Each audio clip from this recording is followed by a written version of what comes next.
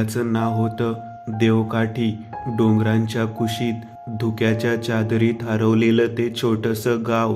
पण त्या गावातल्या लोकांच्या चेहऱ्यावर नेहमी एक विचित्र भीती असायची. गावात येणारा प्रत्येक परका माणूस एक गोष्ट ऐकायचाच: रात्री 12 नंतर जंगलाकडे जाऊ नकोस, कारण तिथे राखणदार फिरतो. अमोल, पुण्यातला एक तरुण पत्रकार, त्याला अशा गोष्टींवर विश्वास नव्हता. उलट अशा अफवा उघड करणं हाच त्याचा छंद होता. एका दिवशी त्याला एक मेल आला: देवकाठी गावात काहीतरी चुकीचं चाललंय. लोक गायब होत आहेत, कोणी बोलत नाही. जर धाडस असेल तर ये. अमोलला ही परफेक्ट स्टोरी वाटली. तो लगेच निघाला. संध्याकाळी 6 वाजता तो गावात पोहोचला. गावात शिरताच त्याला काहीतरी वेगळं जाणवलं. कुठेच मुलांचा आवाज नाही, घरांची दारं बंद. लोक त्याच्याकडे बघून नजर चुकवत होते. तो एका चहाच्या टपरीवर थांबला. भाऊ, एक चहा, तो म्हणाला. चहा देणारा म्हातारा त्याच्याकडे पाहत राहिला. तू इथला नाहीस? नाही, पत्रकार आहे, थोडं काम आहे. म्हाताऱ्याचा चेहरा उतरला. काम लवकर संपव आणि रात्री बाहेर पडू नकोस. का? राखणदार येतो म्हणून? अमोल हसत म्हणाला. म्हाताऱ्याचा हात थरथरला. चहा सांडला. नाव घेऊ नकोस त्याचं, तो ऐकतो. अमोलला गावात एक जुनं वाड्यासारखं घर राहायला मिळालं. त्या घराची मालकीन सुमित्रा काकू. बाळा, इथे राहायचं असेल तर एक नियम आहे, ती म्हणाली. काय? रात्री 11 नंतर दरवाजा उघडायचा नाही, कोणासाठीही. कोणी येतं का? ती काही बोलली नाही, फक्त म्हणाली, जो येतो तो माणूस नसतो. रात्री 10:30 अमोल नोट्स लिहित बसला होता. 11 वाजले. संपूर्ण गाव शांत झालं. 12 वाजले. अचानक टक-टक, दारावर हलकी थाप. अमोल हसला. कोणीतरी गावकरी असेल. तो उठला, पण अचानक त्याला काकूंचं वाक्य आठवलं: कोणासाठीही दरवाजा उघडू नकोस. थाप पुन्हा आली, यावेळी थोडी जोरात. टक-टक. अरे कोण आहे? अमोल ओरडला. बाहेरून आवाज आला, मी, गणू, दार उघड. आवाज थोडा विचित्र होता, जणू काही तुटक, जिवंत आणि मृत याच्यामधला. अमोल थबकला. गणू, कोण? उत्तर नाही, फक्त पुन्हा थाप. अचानक दाराच्या खालच्या फटीतून काहीतरी काळं हलताना दिसलं, जणू सावली. मग एक आवाज, दार उघड, थंडी वाजते. अमोलचा घसा कोरडा पडला. तो हळूच खिडकीकडे गेला. खिडकीतून बाहेर पाहिलं आणि त्याच्या अंगावर काटा आला. दारासमोर एक माणूस उभा होता, पण त्याचा चेहरा नव्हता, फक्त काळं, रिकामं. त्या माणसाने हळूच मान वर केली, जणू त्याला कळलं होतं की अमोल त्याच्याकडे पाहतोय.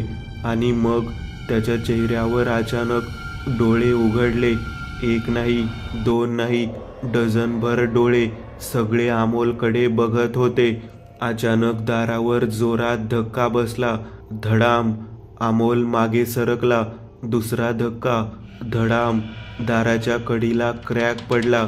तो ओरडला, कोण आहेस तू?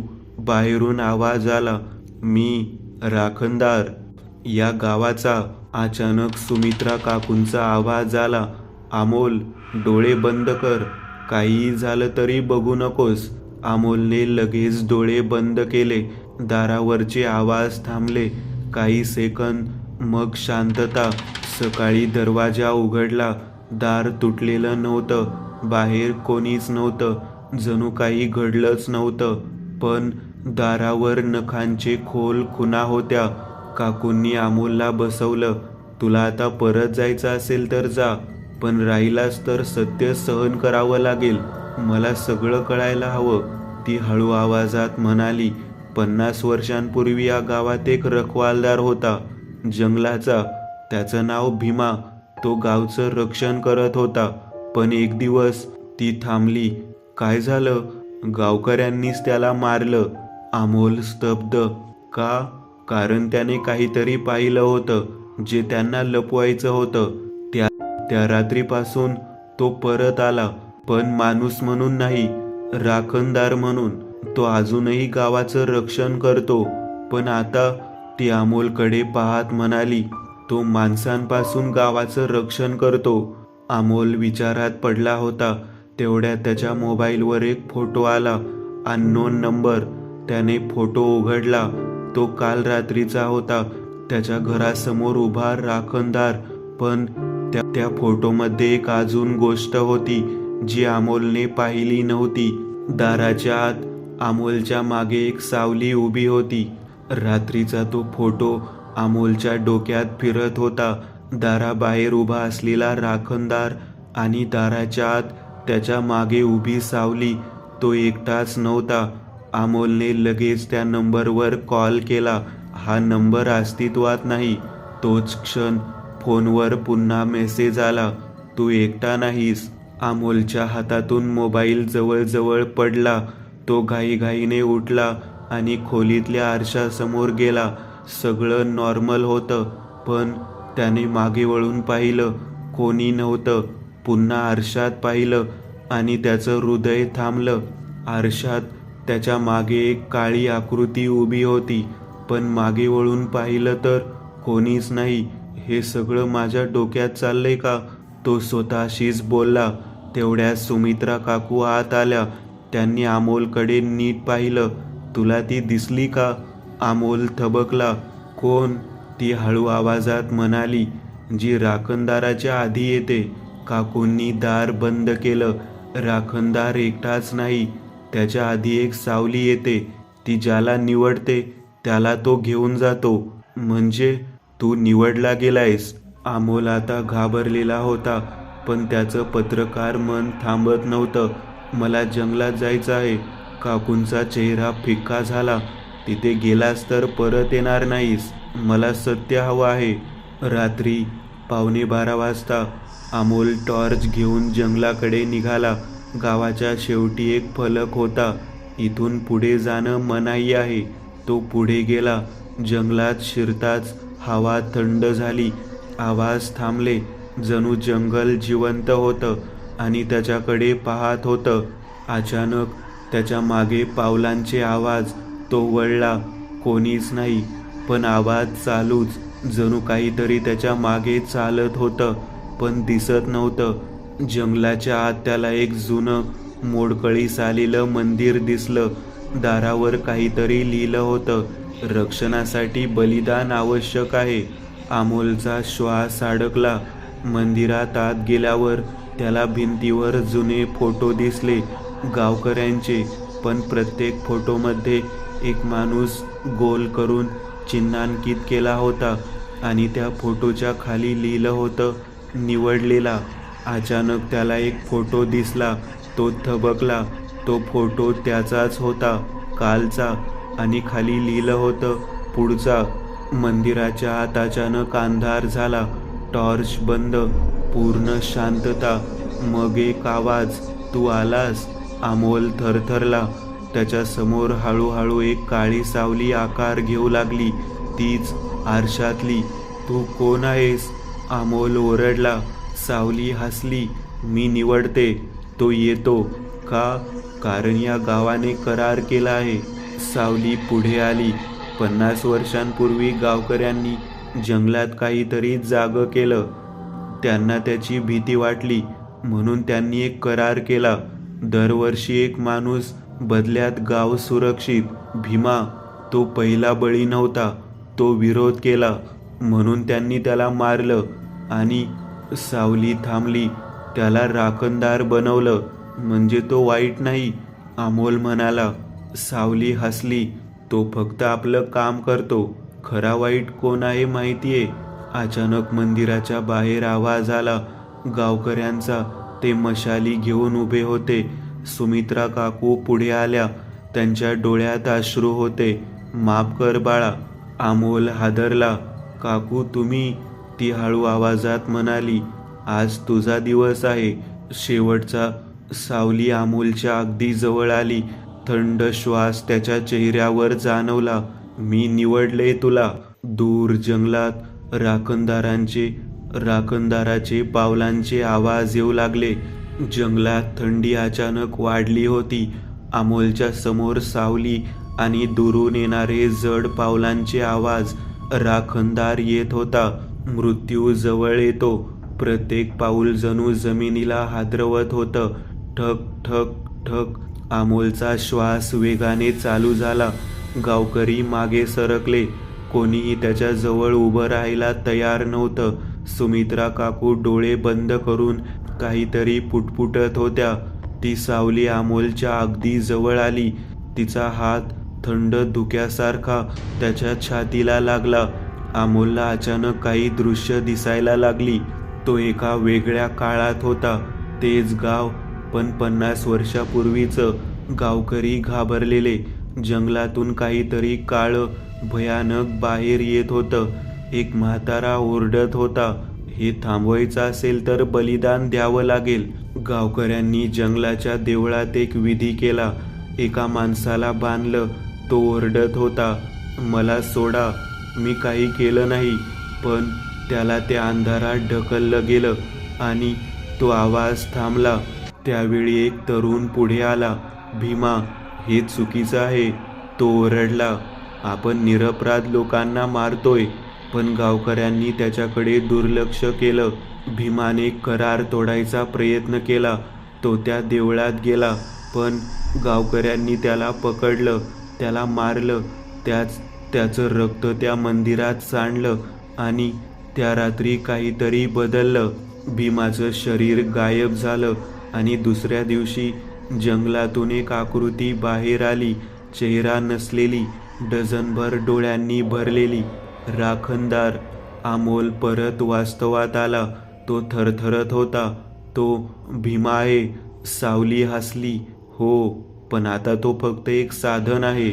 आणि तू? अमोल विचारतो. सावली हळू आवाजात म्हणाली, मी त्या शक्तीचा भाग आहे जी या जंगलात जागी झाली. मी निवडते, तो घेतो. राखणदार आता समोर आला होता.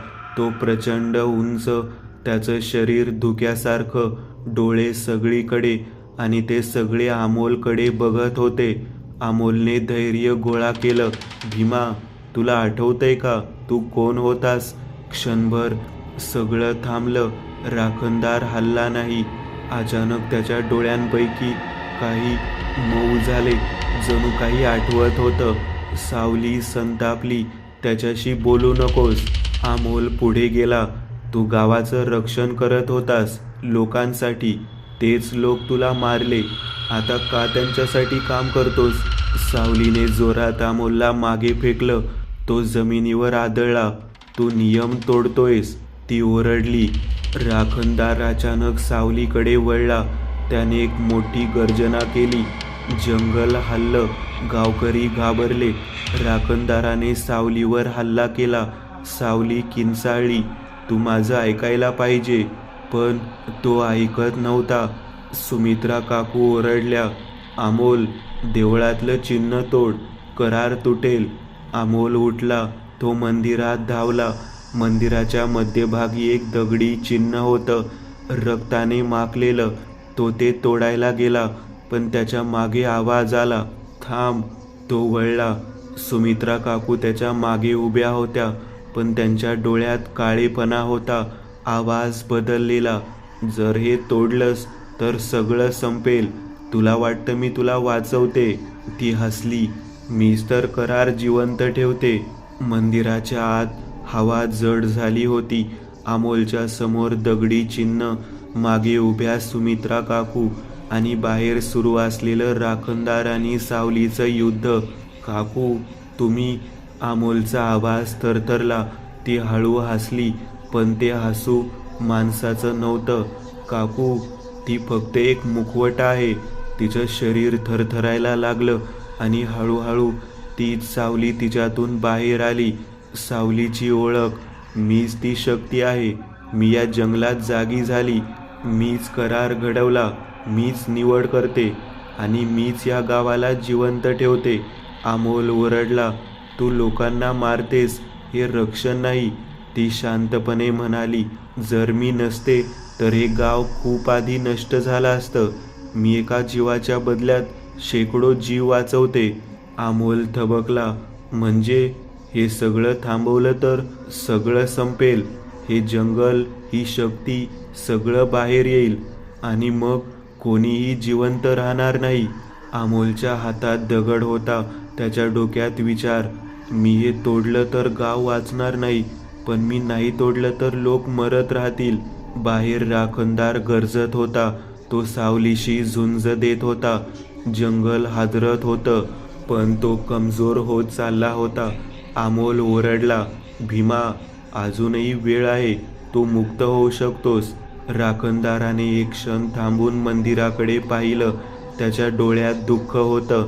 अमोलने डोळे बंद केले आणि दगडी चिन्हावर जोरात वार केला. धाड! मंदिरात एक प्रचंड आवाज झाला. जमीन हलली, चिन्ह तुटलं आणि सगळं थांबलं. सावली किंचाळली. तू काय केलं? ती विखुरायला लागली. धुक्यासारखी हवेत मिसळली. राखणदार हळूहळू खाली बसला. त्याचं रूप बदलायला लागलं. डोळे गायब झाले आणि एक साधा माणूस दिसू लागला. भीमा! भीमा अमोलकडे पाहत हसला. धन्यवाद, मला मुक्त केलंस. आणि तो धुळीत विलीन झाला. क्षणभर शांतता. गावकरी आनंदात ओरडायला लागले. करार संपला. आपण मोकळे झालो. अचानक जंगलातून एक वेगळा आवाज आला. खूप खोल, खूप भयानक. जणू काहीतरी खूप मोठं जागं झालं होतं. अमोलला सावलीचे शेवटचे शब्द आठवले. मी नसते तर ते बाहेर येईल. जंगलाच्या आत अंधार फाटला आणि त्या अंधारातून काहीतरी प्रचंड हललं. डोळे उघडले. शेकडो, नाही, हजारो. अमोल हळू आवाजात म्हणाला, आपण राखणदाराला मारलं नाही, आपण त्याला सोडलं. करार तुटला होता. भीमा मुक्त झाला होता. गावकरी आनंदात होते, पण अमोल मात्र शांत उभा होता. कारण त्याला माहीत होतं, हे संपलं नाहीये. त्या रात्री गावात वेगळंच काहीतरी होतं. कुत्रे सतत भुंकत होते. पक्षी रात्री उडत होते आणि हवा जड झाली होती. सुमित्रा काकू गायब होत्या. कोणीच त्यांना पाहिलं नव्हतं. रात्री 12 वाजले. यावेळी कोणतीही थाप नाही, कोणताही राखणदार नाही. गावकरी हसत होते. आता आपण मोकळे आहोत. अमोलला झोप लागत नव्हती. तो खिडकीतून बाहेर पाहत होता, जंगलाकडे. आणि त्याला जाणवलं, जंगल शांत नव्हतं. ते वाट पाहत होतं. सकाळी एक बातमी आली. गावातला एक माणूस गायब. कोणी काही पाहिलं नाही. कोणताही आवाज नाही. फक्त तो नाहीसा झाला. गावकऱ्यांच्या चेहऱ्यावर पुन्हा तीच भीती. हे कसं शक्य आहे? करार तर संपला. अमोल पुन्हा जंगलात गेला. मंदिरात चिन्ह तुटलेलं होतं, पण त्याच्या जागी एक नवीन चिन्ह तयार झालं होतं आणि त्यावर लिहिलं होतं, आता कोणताही करार नाही. अमोलचा श्वास अडकला. म्हणजे आता कोणालाही वाचवायला कोणी नाही. अचानक त्याच्या मागे आवाज आला, पण हा आवाज वेगळा होता. जड, खूप जड, जणू जमिनीखालून येणारा. तो हळूच वळला आणि जे त्याने पाहिलं ते राखणदारापेक्षा 1000 पट भयानक होतं. एक प्रचंड काळी आकृती, जमिनीला चिकटलेली, जणू अंधाराचं समुद्रच, आणि त्यातून हजारो डोळे. तो आवाज थेट त्याच्या डोक्यात आला. तू मला मुक्त केलंस. अमोलला समजलं, राखणदार हा शत्रू नव्हता, तो कैद करणारा होता. तो त्या गोष्टीला आत रोखून ठेवत होता. त्या गावावर ती गोष्ट गावात आली. घराची दारं आपोआप उघडली. लोक किंचाळायला लागले. कोणी पळू शकत नव्हतं, कारण ती सावली भिंतीमधून जात होती. अमोलच्या समोर सुमित्रा काकू प्रकट झाल्या, पण आता त्या पूर्णपणे बदलल्या होत्या. डोळे पूर्ण काळे, आवाज खोल. मी सांगितलं होतं, आता 2च पर्याय आहेत. त्या म्हणाल्या, तू नवीन राखणदार हो किंवा सगळं नष्ट होऊ दे. अमोल मागे सरकला. मी राखणदार? ती हसली. कोणीतरी नेहमी असावं लागतं. जंगलातून ती प्रचंड गोष्ट जवळ येत होती. गाव ओरडत होतं. अमोल एकटा उभा होता. अमोलने डोळे बंद केले आणि हळू आवाजात म्हणाला, जर कोणीतरी राखणदार व्हायचंच असेल तर यावेळी मी निवडतो. जंगल गरजत होतं, गाव जळत होतं, लोक किंचाळत होते आणि त्या सगळ्याच्या मध्ये अमोल उभा होता. सुमित्रा काकू त्याच्याकडे पाहत होत्या. वेळ संपतोय. त्या प्रचंड अंधारातून हजारो डोळे त्याच्याकडे वळले.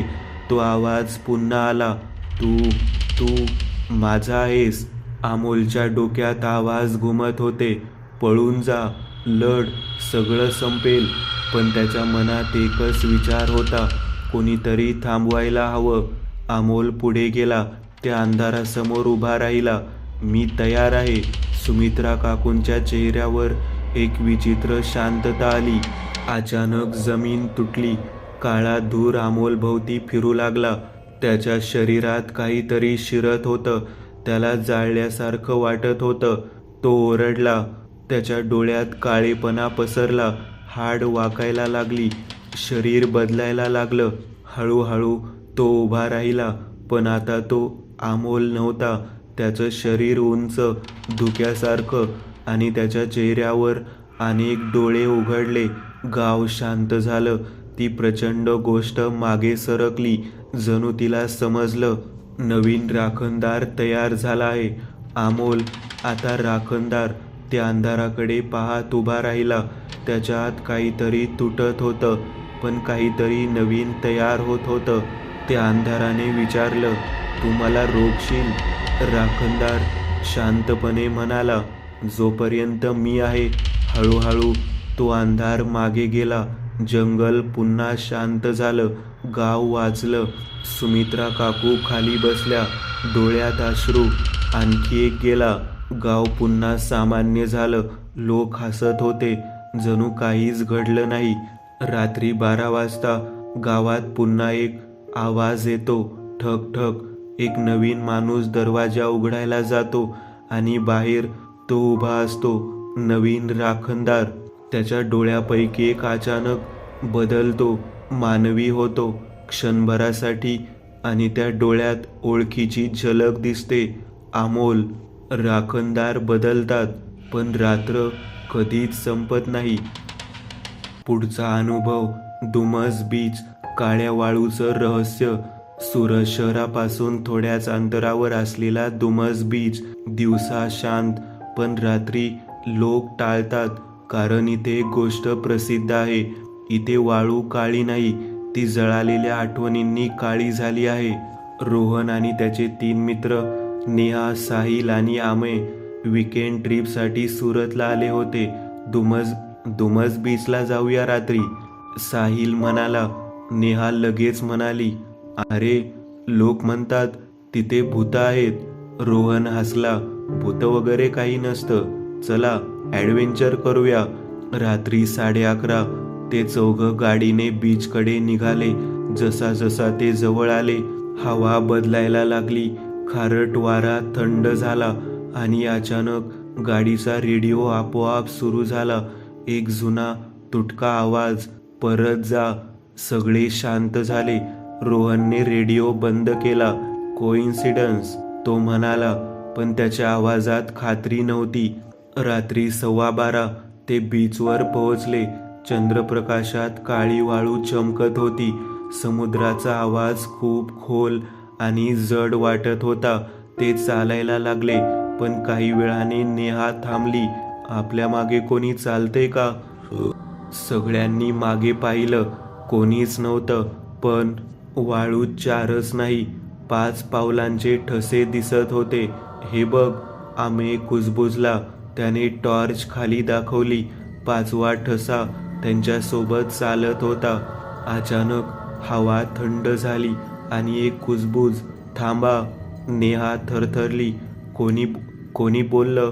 कोणीच नाही, पण आवाज पुन्हा आला, जाऊ नका. रोहनने एका मुठीत वाळू उचलली. ती गरम होती, जणू काहीतरी जळत होतं आत. तेवढ्यात त्याला काहीतरी दिसलं. वाळूमध्ये एक अर्धवट हात, मानवी. नेहा किंचाळली. हे काय आहे? अचानक तो हात हलला. समुद्राचा आवाज अचानक वाढला. लाटा जोरात येऊ लागल्या आणि त्यातून काहीतरी बाहेर यायला लागलं. लाटांमधून काळ्या आकृत्या उठल्या. मानवी आकार, पण चेहरा नाही. जळालेलं, रिकामं. एक आवाज आला. इथे अनेकांना जाळलं गेलं. त्यांचे आत्मे अजूनही इथे आहेत. पळण्याचा प्रयत्न. पळा, रोहन ओरडला. ते गाडीच्या दिशेने धावायला लागले. पण रस्ता बदलला होता. जिथे गाडी होती तिथे फक्त वाळू. सगळीकडे अंधार. आवाज, तुम्ही आलात, आता जाऊ शकत नाही. एक आकृती रोहन समोर आली. ती जवळ आली आणि हळूच म्हणाली, एकतरी इथे राहायला हवा. अचानक साहिल थांबला. मी राहतो, तुम्ही जा. काय? रोहन ओरडला. पण साहिल हसला. काहीतरी मला बोलावतंय. अचानक सगळं शांत झालं. रोहन, नेहा आणि आमे परत रस्त्यावर होते. गाडी तिथेच होती. जणू काहीच घडलं नव्हतं. पण साहिल नव्हता. तो गायब झाला होता. काही दिवसांनी रोहनला एक फोटो मिळाला. Unknown number. त्या फोटोमध्ये दुमस बीच आणि 3 मित्र उभे होते आणि त्यांच्या मागे एक चौथी आकृती, जळालेली, हसत. दुमस बीचवर कोणी हरवत नाही. ते फक्त कायमचे तिथेच राहतात.